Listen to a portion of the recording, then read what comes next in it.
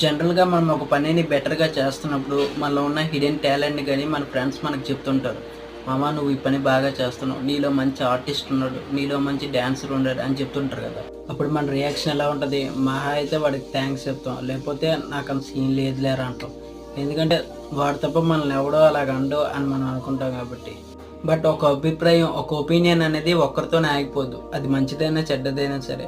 ప్రతి ఒక్కరికి వేరు వేరు అభిప్రాయాలు, అభిప్రాయాలు, భిన్న ఇష్టాలు ఉన్నట్టు అందరికీ ఒకే ఒకే ఇష్టంతో చాలామంది ఉంటారనమాట. ఒకే అభిప్రాయం కలిగి చాలామంది ఉంటారు. అలా ఉన్నప్పుడే కదా ఒక సినిమా అయినా హిట్ అయ్యేది.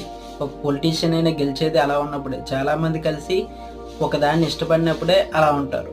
కాబట్టి మీ ఫ్రెండ్స్‌లో గాని, మిమ్మల్ని బాగా ఇష్టపడే వ్యక్తుల్లో గాని మీకొచ్చి ఏదైనా కాంప్లిమెంట్ ఇచ్చినప్పుడు, ఏదైనా ఫీడ్‌బ్యాక్ ఇచ్చినప్పుడు దాన్ని సీరియస్‌గా తీసుకోండి. దాని మీద వర్క్ చేయండి.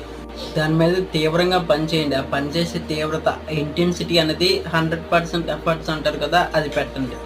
ఇంకా ఏంటంటే మనం ఒక మనకి టాలెంట్‌ని గుర్తించడానికి మన ఫ్రెండ్స్ హెల్ప్ అయితే, దాని మీద మనం ఎఫర్ట్స్ బాగా వర్క్ చేయడానికి, ఆ టాలెంట్‌ని బాగా పైకి తేడానికి మన ఎనిమీస్ మనకి బాగా హెల్ప్ చేస్తారు ఇందులో.